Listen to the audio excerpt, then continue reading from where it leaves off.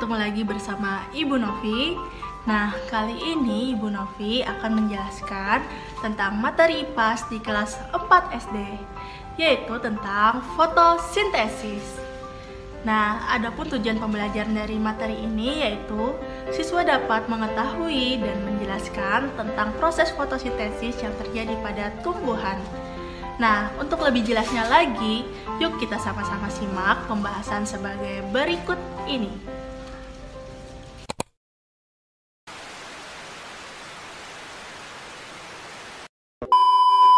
Kebakaran melanda kawasan savana di Gunung Bromo, Jawa Timur. Api cepat membesar dan... Saudara, kebakaran lahan kembali terjadi di tepi jalan lintas Sumatera Palembang Indralaya, Ogan Ilir, Sumatera Selatan. Sejumlah titik api pada kebakaran hutan dan lahan mengancam permukiman warga di Kecamatan Liang Anggang, Kota Banjarbaru, Kalimantan Selatan.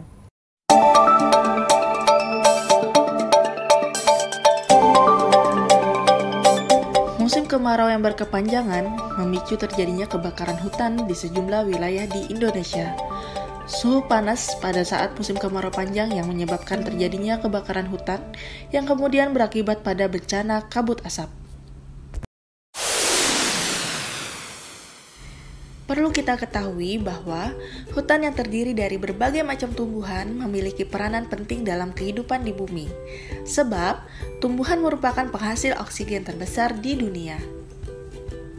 Indonesia terdiri dari ribuan pulau yang 50%-nya adalah hutan. Maka dari itu, Indonesia dijuluki sebagai salah satu paru-paru dunia. Karena luasnya hutan yang terdiri dari berbagai macam tumbuhan dapat menunjang kelangsungan hidup kita di bumi. Lalu, bagaimana caranya agar tumbuhan tetap lestari? Makhluk hidup seperti manusia, hewan, dan tumbuhan membutuhkan makanan untuk kelangsungan hidupnya.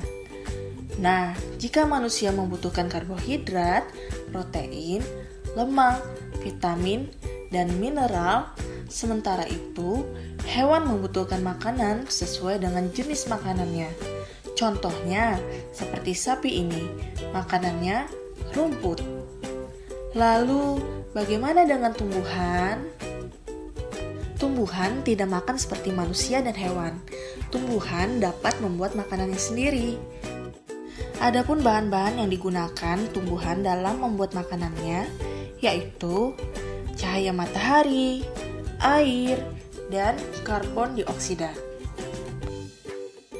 Bagian akar pada tumbuhan membantu memperoleh air dari bawah tanah dan kemudian mengirimnya ke bagian batang, daun, dan seluruh bagian tumbuhan. Karbon dioksida yang diperoleh dari udara kemudian akan masuk ke dalam pori-pori kecil yang terletak di bawah daun yang disebut dengan stomata. Di dalam daun juga terdapat zat hijau daun yang disebut juga dengan klorofil yang berfungsi sebagai mesin khusus pada daun untuk menangkap cahaya matahari, kemudian menggunakannya untuk mengubah air dan karbon dioksida menjadi zat gula dan oksigen. Proses pembuatan makanan inilah yang kita sebut sebagai fotosintesis. Hasil dari proses fotosintesis ini adalah zat gula dan oksigen. Zat gula digunakan oleh tumbuhan untuk memenuhi kebutuhan makanannya. Lalu, oksigen akan disebarkan ke udara bebas melalui stomata, dan udara tersebutlah yang biasanya kita hirup setiap hari.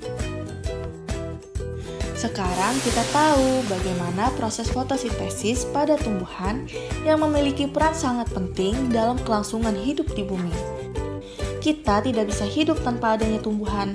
Semua makanan yang kita makan dan oksigen yang kita hirup berasal dari tumbuhan. Maka dari itu, peran kita sebagai manusia adalah menjaga dan melestarikan lingkungan untuk kelangsungan hidup di bumi.